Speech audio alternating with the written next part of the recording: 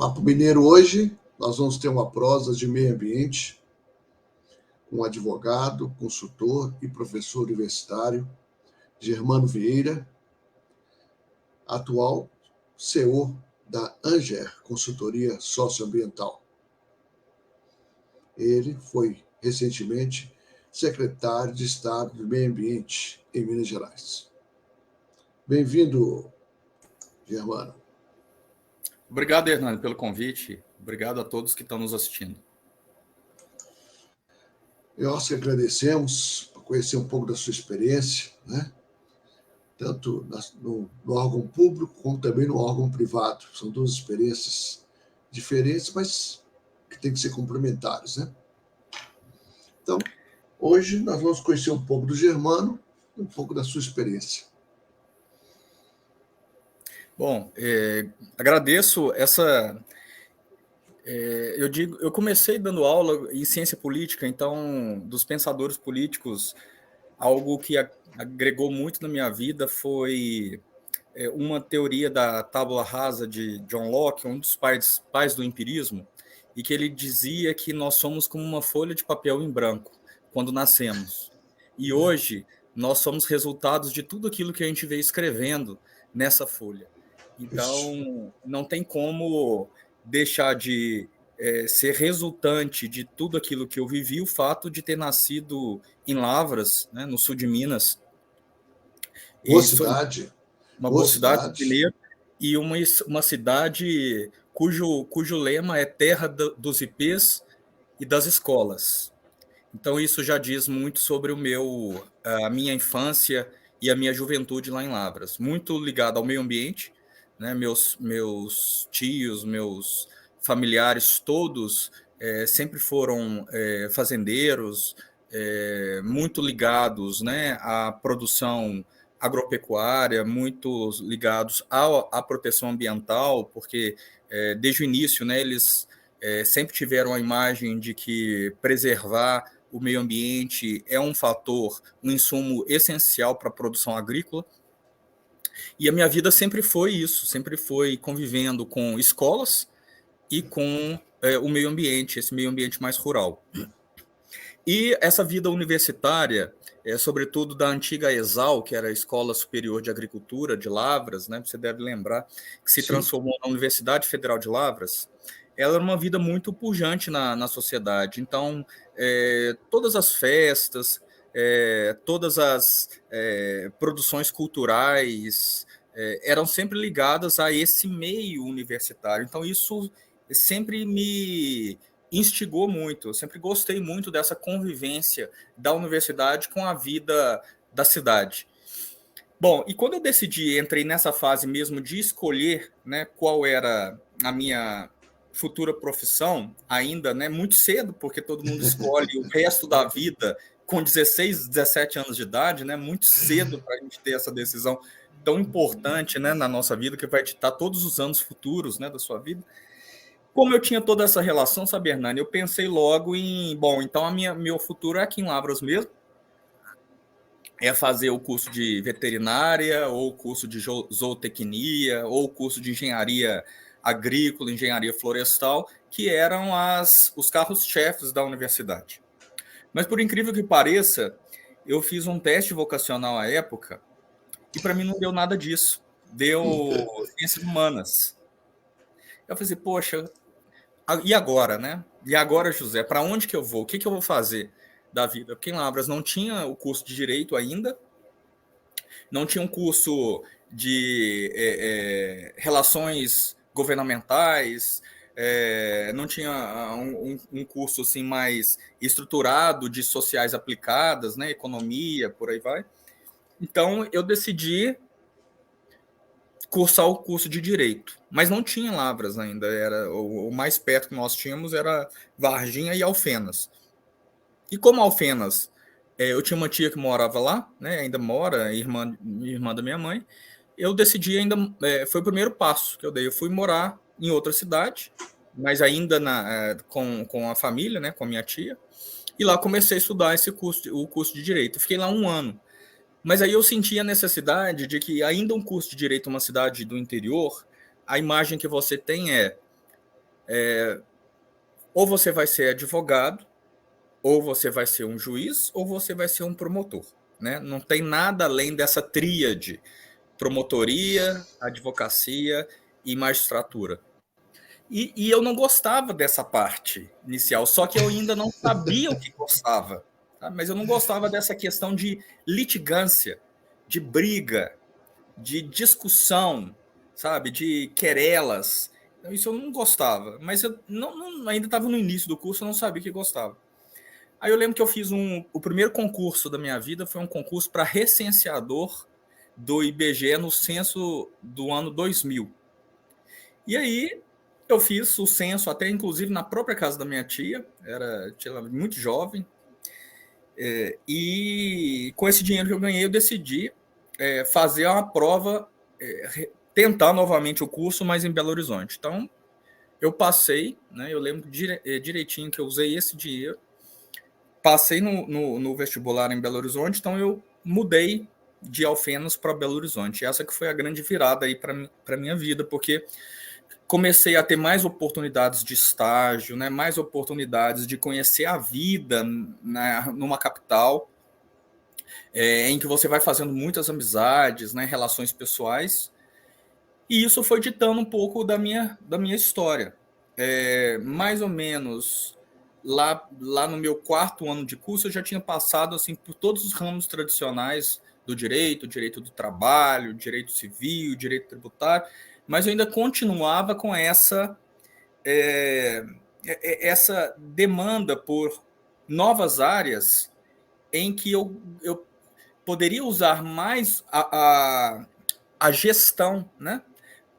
O consultivo, o preventivo, a mediação, do que propriamente atuar quando a briga está posta, né? Quando a disputa está ali sob um terceiro. Eu digo que quando a gente judicializa é uma incapacidade que a gente tem de acordarmos alguma coisa que seja boa para ambas as partes, né? É um insucesso da mediação. É quando você leva uma disputa de quem vai decidir algo que não é nem você, nem a outra parte, né? É um terceiro que às vezes não vai concordar com nenhum de vocês dois. Aí, Hernani, nesse tempo, eu já tinha feito todas as matérias praticamente do direito e não tinha tido o direito ambiental na faculdade. E quando eu me formei em 2005 para 2006, e eu pensei assim, bom, vou até ano que vem fazer já 20 anos de formado. Eu pensei, não é nada disso que eu quero. Nada disso que eu quero. Aí o que eu fiz? Eu lembro que eu tinha comprado um Uno Mille e eu vendi esse carro e comprei uma passagem, um curso de inglês na Inglaterra. E fui para a Inglaterra. Tipo assim, tirar os 6 meses sabático depois de curso para pensar o que eu vou fazer agora com esse diploma de direito debaixo do braço. E lá, na Inglaterra, eu comecei, além de estudar inglês, fazer um trabalho voluntário numa organização não governamental para praticar o inglês. E essa ONG, ela fazia um apoio aos visitantes de um círculo de pedras tradicional na cidade de Stonehenge, no sul da Inglaterra. Né? Que é aquelas pedras que ninguém sabe como é que chegaram ali. Quem colocou ali? Quem colocou ali? Do patrimônio histórico mundial, né? E aí eu acompanhava muitos visitantes e tinha que estudar muito a teoria para poder você esclarecer as dúvidas, né, dos turistas e poder agregar um pouco de informação naquela visita que eles fariam. Então eu comecei a ter contato pela primeira vez, por isso que eu digo que a vida da gente vai oferecendo alguns percalços que você tem que saber aproveitar disso, né? E acho que nessas mínimas coisas que é a existência de Deus, né, divino, aquilo que Ele quer para sua vida, você tem que prestar atenção nesses sinais. E esse foi um sinal. Quando eu estava lá presente, eu comecei a ter contato com esse meio ambiente internacional, as declarações internacionais de meio ambiente, de Estocolmo, do Rio de Janeiro, e me apaixonei. Eu falei assim, gente, essa é uma área que eu não tive contato nem na faculdade, nunca tinha pensado nisso. Não existia muita faculdade que tinha essas matérias, seja nos cursos de sociais, seja nos cursos de exatas, como a própria engenharia civil, engenharia ambiental, não tinha muito essa matéria, legislação ambiental, né? E aí eu gostei tanto, Hernani, que eu finalizei essa parte lá, já estava com o inglês afiado, e decidi então não voltar para o Brasil e fazer uma prova de mestrado, já para me especializar em Portugal. Então eu passei, me candidatei a uma bolsa do governo português, comecei a estudar então mestrado em avaliação ambiental na Universidade Católica Portuguesa na cidade do Porto, em Portugal. E por ali eu fiquei mais quase 2 anos fazendo esse mestrado. No final do mestrado, eu já estava contratado por 2 universidades em Minas Gerais, aqui em Belo Horizonte, para poder começar a dar aula dessa matéria, porque o MEC estava começando a exigir essa nova disciplina, não como mais optativa, mas como obrigatória nas instituições de ensino. Então eu voltei e comecei então a dar aula de direito ambiental muito jovem, tinha 27 anos por aí, já estava dentro da sala de aula, muitos dos meus alunos eram da minha faixa etária, né? Então comecei a dar aula e logo no início do meu curso, dando essas aulas de direito ambiental, aquela famosa aproveitar o professor, né? Então já dava aula de direito ambiental e o coordenador, você pega também internacional? Eu pego também. Você pega também ciência política? Eu fiz, não, eu também dou aula de ciência política. Então você vai, eu já tinha uma grade muito extensa, mas meu foco sempre foi o direito ambiental. E nessa ocasião, eu tinha uma colega, não esqueço disso, também professora, que trabalha até hoje no Tribunal de Contas do Estado, e que ela tinha sido aluna do professor Anastasia, a professora Délia, de Direito Administrativo. Ela falou assim, Germano, o professor Anastasia está querendo instituir no mandato dele, agora, um novo formato da Auditoria Geral do Estado. Ela vai se chamar Controladoria Geral do Estado. Foi quando mudou de AUGE para CGE. E dentro desse novo órgão, além das funções de controle e das funções de auditoria, vai ter uma área muito grande para controle social. O professor Anastasia tem a intenção de implantar o portal da transparência no estado de Minas Gerais, de construir a política estadual de prevenção e combate à corrupção. E nós precisamos de instituir essa área da transparência pública. Ele me convidou para fazer parte do governo. Você gostaria de participar dessa turma? Era Margarete Travessoni, era Adélia. E aí eles me convidaram. Então eu fui. E aí foi o primeiro ano da controladoria. O controlador era o Moacir Lobato, hoje desembargador do Tribunal de Justiça. Fez um excelente trabalho na primeira passagem dele. O adjunto, o controlador adjunto era o Luciano Fisicaro, que hoje continua participando do governo, está na Secretaria de Governo, né?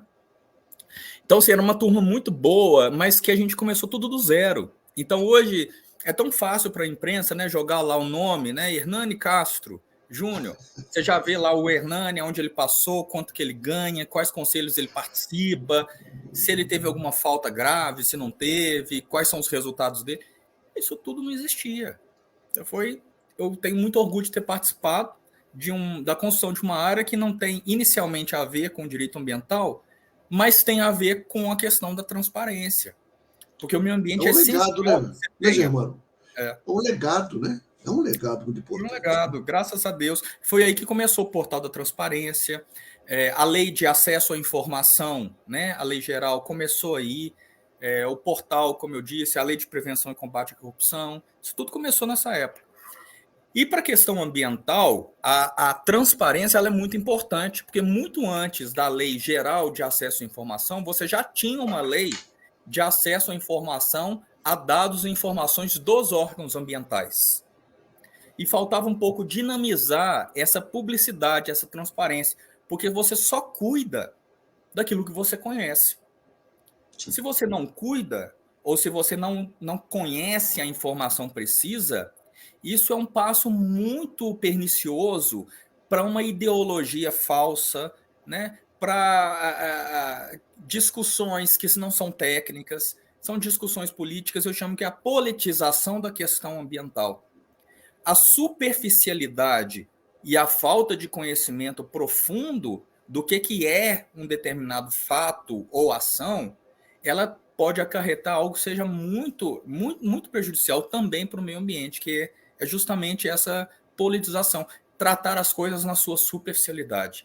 E hoje nós estamos vivendo um mundo da desinformação, da superficialidade. Todo mundo diz que conhece de tudo, mas ninguém conhece de nada ao mesmo tempo. São muitos especialistas daquilo que não conhecem, né? Você vê pedagogo falando de geotecnia, você vê, por exemplo, professor falando de estágio sucessional de vegetação, e os engenheiros mesmo são florestais, os engenheiros, os geotécnicos não são muito ouvidos. Você tá me lembrando que eu também estudei fora, né? Eu estudei doutorado fora, né?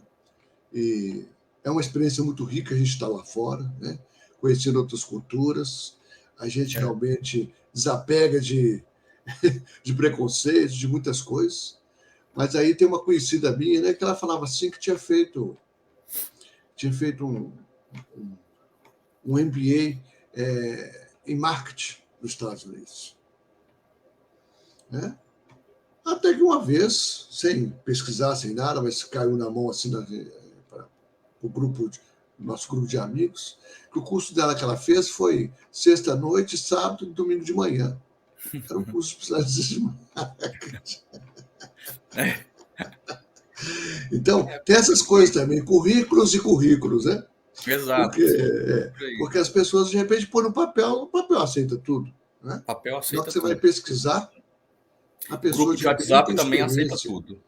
Qual você está me contando aqui sua experiência, você percebe justamente as verdades da experiência, porque isso é uma experiência. Né? E você soube aproveitar as oportunidades, porque elas também passaram na sua porta. Porque gente burra não aproveita a oportunidade, não. É só gente inteligente, gente atenta, né? Nem é inteligente, gente atenta às oportunidades. E aí, completando, foram as ironias da nossa vida, porque como eu já dava aula então, de direito ambiental e já participava do governo em outra área, mesmo, né, minha área acadêmica ser o meio ambiente, eu fiz um amigo, qual foi até meu parceiro em algumas coordenações de cursos de pós-graduação aqui em Belo Horizonte, tanto na UNA como no UniBH, na PUC, o Lissandro Norton, que é da Advocacia Geral do Estado. Então, ele é advogado público. E nas nossas discussões acadêmicas, nossos projetos, em um determinado momento ele chegou para mim e falou assim: Germano, ainda nós não tivemos um concurso da AGE. Eu sei que você não quer seguir a carreira da advocacia pública, mas da gestão. Mas hoje o IGAM, que é o Instituto Mineiro de Gestão das Águas, ele está precisando de um procurador-chefe. E nós não temos procuradores do Estado para lotar em todas as autarquias públicas. O doutor Romanelli, que então era o advogado-geral do Estado, precisa então de alguém com conhecimento na área ambiental e, se possível, já com conhecimento de Estado. Logo eu lembrei de você. Eu falei assim: olha, então deixa eu conversar com ele, quem sabe então eu saio da CGE e vou para o sistema de meio ambiente, porque essa base eu já tenho, né, acadêmica.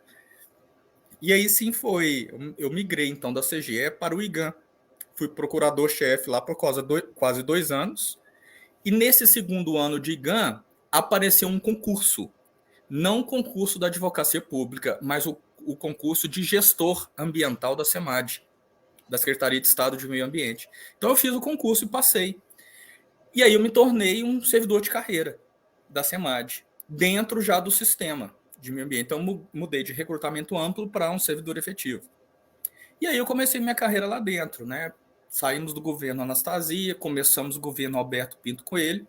Nessa época, o ex-procurador-geral de Justiça, o Alceu Torres, foi o secretário de Meio Ambiente do governador Alberto.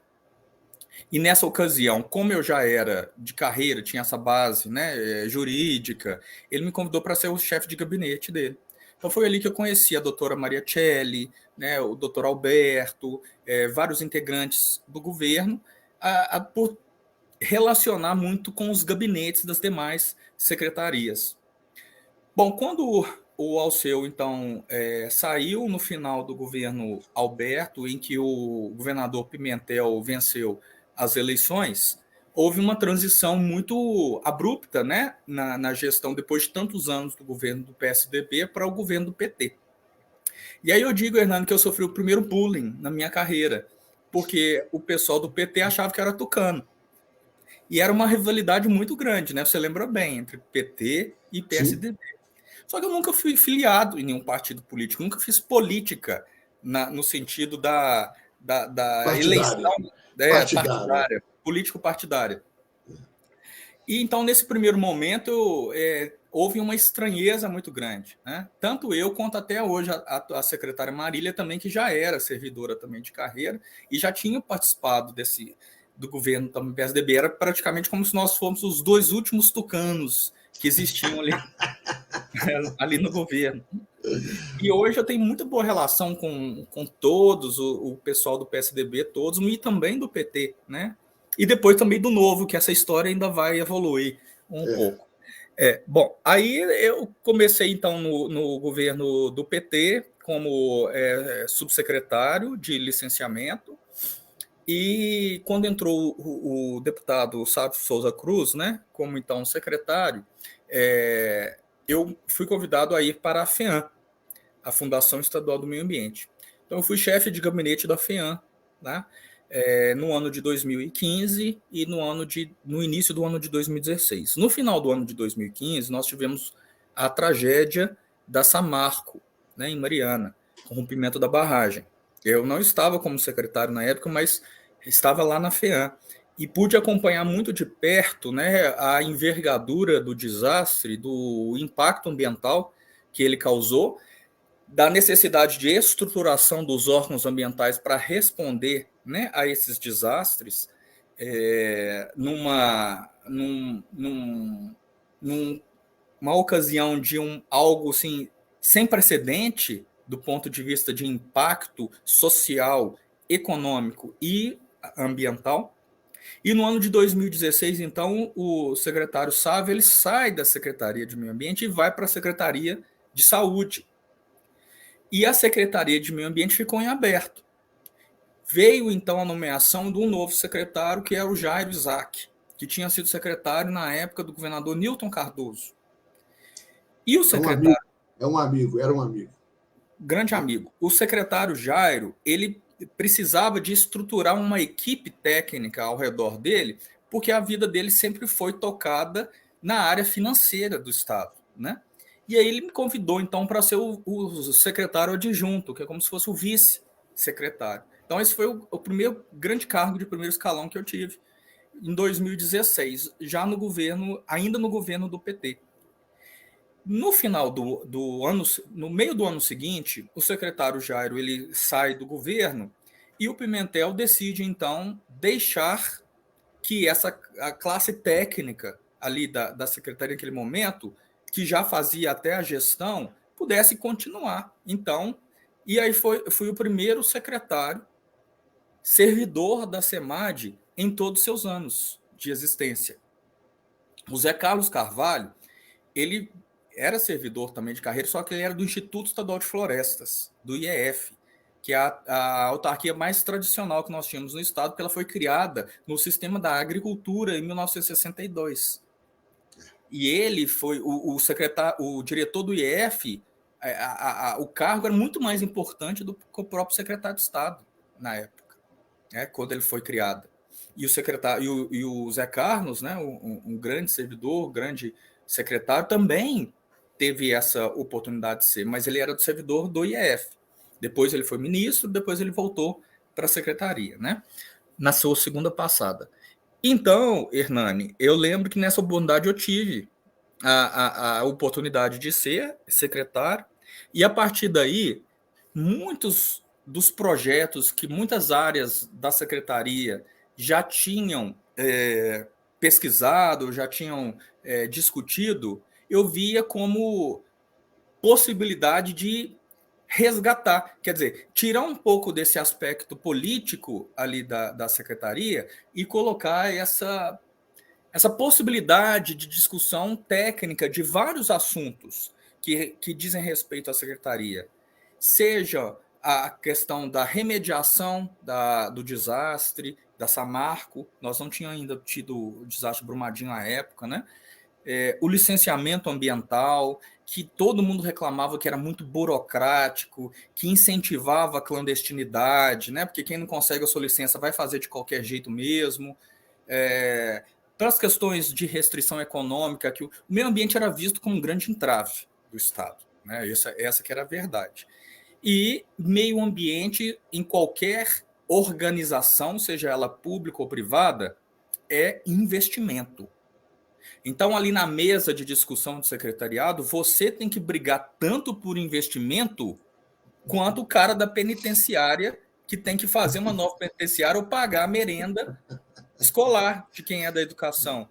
Ali você briga por recurso. E o meio ambiente, infelizmente, ele acaba ficando em segundo plano, né? Em muitas instituições.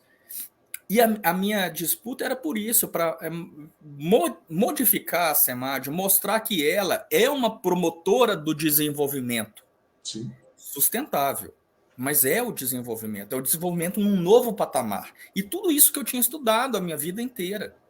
Então, a partir daí, a gente conseguiu construir um ambiente muito fértil para que a gente pudesse renovar grande parte da legislação estadual.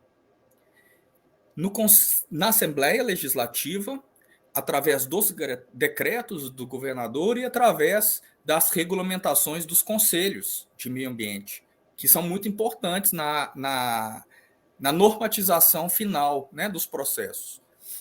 E aí nós teve uma das normas que hoje é a mais importante do estado de licenciamento, que nós renovamos ela em 2017.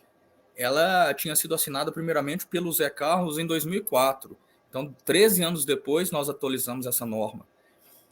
Hoje, ela é a base do licenciamento. Hoje, ela, inclusive, ela inspira grande parte da legislação federal que está em discussão no Congresso Nacional. É a legislação de Minas.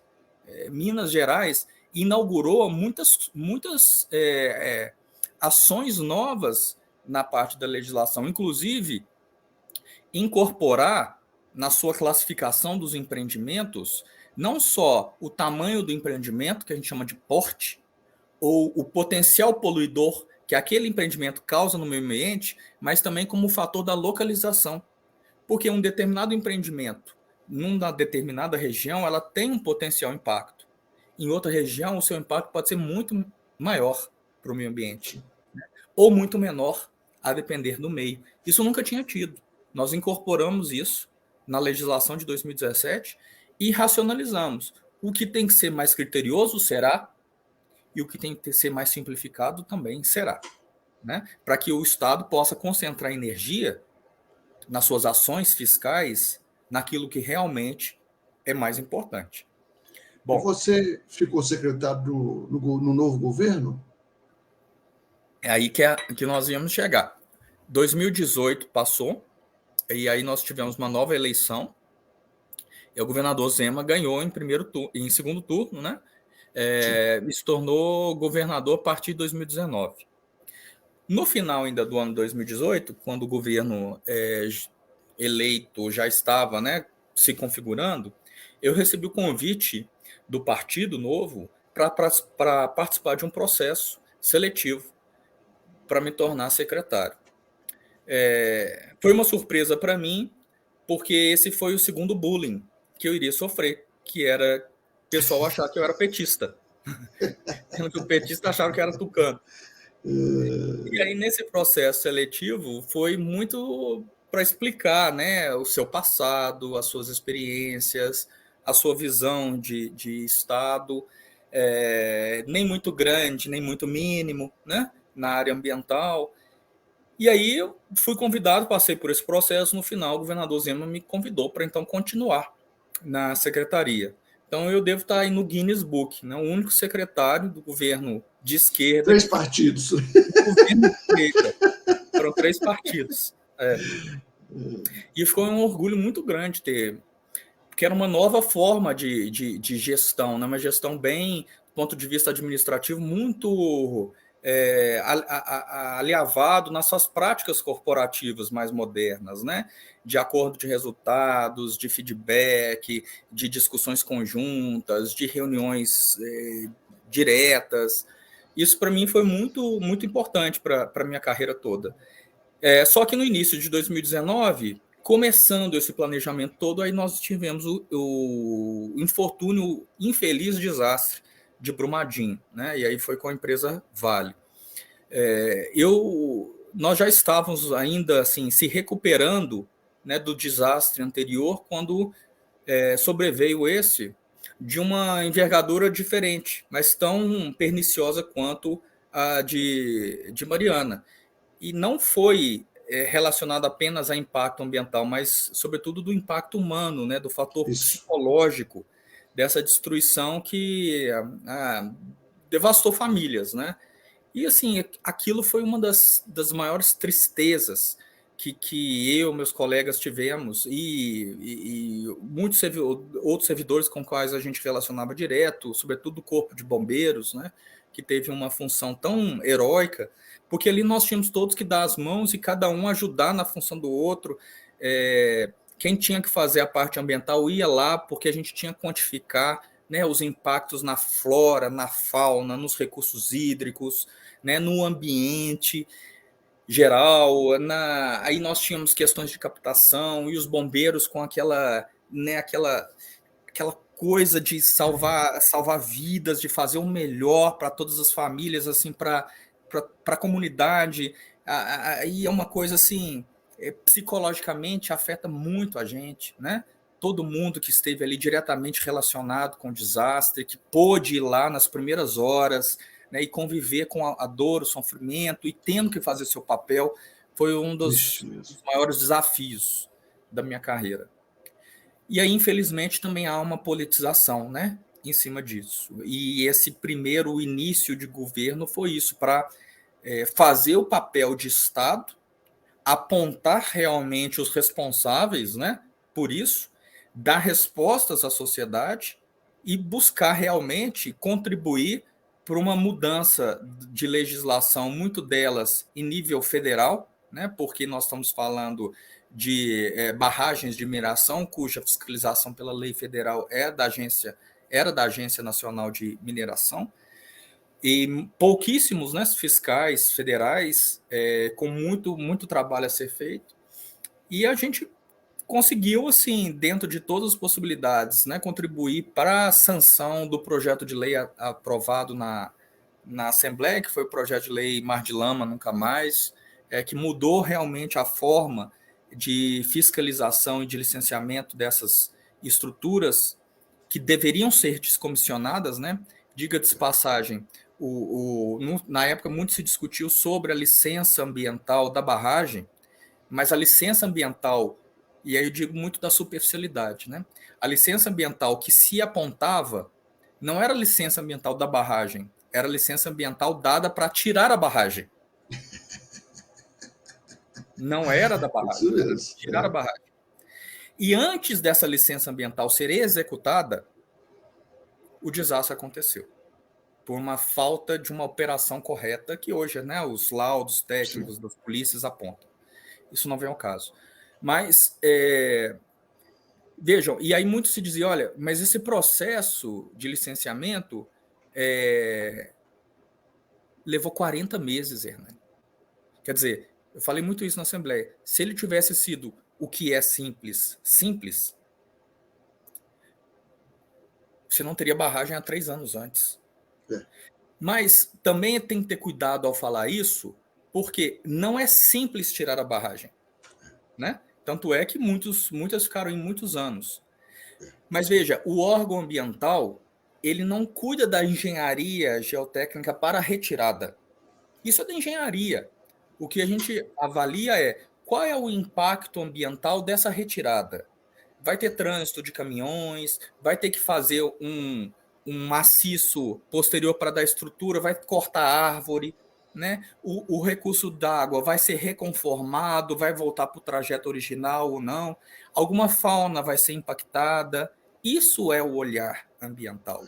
Não é qual é o instrumento que a empresa vai utilizar para perfurar a barragem, para tirar a água dela, desaguar, né, a barragem. Não, isso é da engenharia, isso não é o projeto. É como se a gente quisesse construir uma casa, eu avaliar o impacto ambiental dessa casa e, além disso, cuidar do projeto arquitetônico da casa, do projeto engenharia civil da casa, como a casa tal. São coisas diferentes, mas, como eu te disse, essa questão do tratamento superficial dos assuntos, ele cega muitas vezes e evita que a gente realmente dê respostas para aquilo que é necessário dar respostas, né? Porque isso não pode acontecer. Se tivesse sido no Japão, era uma solução diferente. Se tivesse nos Estados Unidos, outra. E aqui ainda nós estamos ainda aguardando essas soluções, né? Bom, então eu fiquei, viu, Hernani, no governo e só decidi sair em 2020. E aí vai para a segunda parte da minha carreira que eu já te falo já. Mas você dizia? É muito interessante essas duas coisas terem acontecido no período de 3, 4 anos, né? Foram que era para fazer anos. mudanças, né? Precisava fazer mudanças, né? No Precisava 16, fazer no 19, mudança. né? Precisava fazer mudanças nessa questão. Eu sou engenheiro de Minas. Então você sabe bem o que eu estou falando. Apesar da minha especialização ser em Minas subterrânea, né? Todo o meu tempo eu trabalhei muito em Minas subterrânea, a gente sabe dessas coisas, né? Todas essas barragens têm um tempo. Hoje ficou mais claro para o povo em geral, né? E em algum momento vai acontecer alguma coisa. Isso era o por trás da coisa. Só que ninguém ligava. Teve que acontecer para todo mundo perceber que precisa solucionar isso. Porque ainda não está solucionado. Precisa solucionar. Mas você não, você era governo, não precisava fazer, de repente, a política pública, né? Mas a política pública estava dentro de outro negócio, de um negócio, né? É diferente essa coisa. Mas é muito interessante. Agora vamos para a sua vida privada. Pois é. Então, aí em 2020, eu já tinha chegado, assim, já quase 15 anos de serviço público e eu já estava nos planos, nessa transição de governo, que eu nunca esperava que fosse continuar, de migrar para a iniciativa privada para fazer esse trabalho de consultoria preventiva. É como se eu fizesse o papel da proteção ambiental num momento anterior, antes que qualquer empresa ou pessoa precisasse do município, precisasse da União Federal, dos estados, para ter qualquer tipo de autorização. Por quê? Porque o insumo principal de uma produção é o recurso natural, né? Então você tem que ter um planejamento estratégico, porque hoje é imperioso para uma empresa que quer vender bem seu produto com uma imagem de sustentabilidade, ter uma imagem de proteção ambiental e cumprir os estándares internacionais de sustentabilidade, né? É uma questão concorrencial hoje. Para alguns minérios, como por exemplo hoje os minerais críticos, é uma questão geopolítica, sobretudo entre a China e os Estados Unidos e a Europa. Então essa questão geopolítica hoje tem Minas Gerais como seu centro principal. Nós estamos falando do minério de lítio, das terras raras, do nióbio e de tantos outros minerais. E eu queria viver essa transição energética, porque eu sempre acreditei nesse novo modelo, uma mineração diferente, uma mineração para frente, uma mineração cujas pessoas vejam a importância dela para o seu dia a dia. Não é só para fazer o aço, né? Que vai fazer o seu carro, que vai fazer o seu telefone, que vai fazer parte da sua casa. Não, é algo que te ajude realmente a entender que nós estamos vivendo uma mudança de era, né? E que nós precisamos de ter novas fontes de energia. Então, eu pré-enxergando isso, eu, em 2020, então, deixei de fazer parte do governo, e quando eu procurei o governador para poder comunicar que minha intenção em desligar, e me desligar do meu cargo, né, efetivo. Eu não sou licenciado nem nada, né, até mesmo porque hoje nem tudo que tem que ser e parecer ser. E o que não é, parecer não ser. Então, eu não queria ter qualquer tipo de ligação com o governo, porque eu queria a minha profissão de volta. Então, eu me desliguei completamente do governo, só que aí nós estamos vivendo o início da pandemia. E o governador, não me esqueço, falou assim: Germano, mas agora nós estamos com uma nova crise. Eu digo: governador, todo ano o senhor vai ter uma nova crise. Esse ano vai ser a pandemia, ano que vem vai ser uma outra crise, né? Ano passado nós tivemos o desastre ambiental, esse ano o desastre de saúde, ano que vem vai ter um outro. Então, é cíclico isso. E se a gente for esperar todos os desastres, a gente nunca sai. Então, acho que chegou a minha hora. Ele falou: não, muito bem, nós só temos a agradecer aí sua passagem por cá, pelas suas contribuições, né? Te dou todo o apoio, siga a sua carreira. Tal.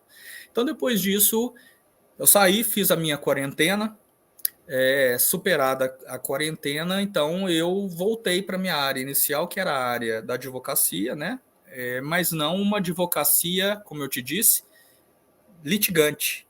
Era uma advocacia de gestão, de planejamento, de antecipação de problemas, de ajuda de soluções que não dependam do poder público. E essa visão, e aí que foi aquilo que você disse mesmo, toda a sua experiência conta, né? Então, essa Sim. experiência de ter passado, obviamente, pelo outro lado, me ajuda muito a, inclusive, falar com muita credibilidade para o empresário de que aquele não é o caminho correto. Justamente. Né? De que não é assim, que o processo dele vai tomar uma bomba, que ele não vai conseguir dessa forma, que a facilidade é a ilusão. Né? Porque conhece os dois lados, né? Conhece os dois lados, né? Os dois lados. Germano, nós estamos passando um pouco do tempo já, mas a prosa estava muito boa, sua história está ótima. Queria que você deixasse uma mensagem para o pessoal. Principalmente o pessoal ambiental. Bom, eu acredito muito na racionalidade, sabe, Hernani? Da gente buscar enxergar o outro lado. Na área ambiental, eu lembro que em todas as mesas de discussões, eu pensava, bom, eu estou do lado aqui do poder público, mas aquele ambientalista que está sentado ali, qual é a expectativa que ele tem?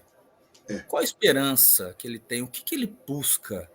Aquele outro promotor que está ali do outro lado, o que ele defende? O que ele está pensando? E aquele outro empresário que está do lado de cá, o que ele quer? O que ele precisa? Porque, às vezes, crítica ou elogio, a gente filtra na origem. A depender de onde vem, a crítica é um elogio. E o elogio pode ser uma crítica. Sim. E a minha lição, que eu diria, é justamente entender o ponto de vista, a perspectiva de cada um desses atores da agenda ambiental, para que você faça alguma coisa que se relacione com o que cada um espera, ou cada um deseja. O resultado disso é o que eu chamo de sustentabilidade. Mas essa discussão ela tem que ser muito transparente, muito leal, porque senão você, ao invés de você cooperar, você cria um distanciamento entre os atores e o prejuízo sempre é para a proteção ambiental. Muito bem. Ótimo. Gostei demais. Valeu a pena esperar por você contar essa história, porque é uma história rica de sua passagem, de sua experiência, né? E isso é muito bom, ter uma pessoa no meio ambiente olhando e pensando assim. Né? Obrigado, Hernani. Viu? Foi um grande prazer revê-lo Muito também. Obrigado. É claro. Um abraço. Igualmente. Um abraço e espero a gente ter outras conversas depois. Estou à sua disposição. Tá bom. Tchau. Grande abraço. Tchau. Então tivemos aí, né, uma história fantástica, né, de um jovem que vai procurando, vai aproveitando as oportunidades e vai adquirindo uma experiência que não é qualquer um que tem. Então isso é muito interessante, porque é uma história inspiradora. Até o próximo Papo Mineiro. Forte abraço.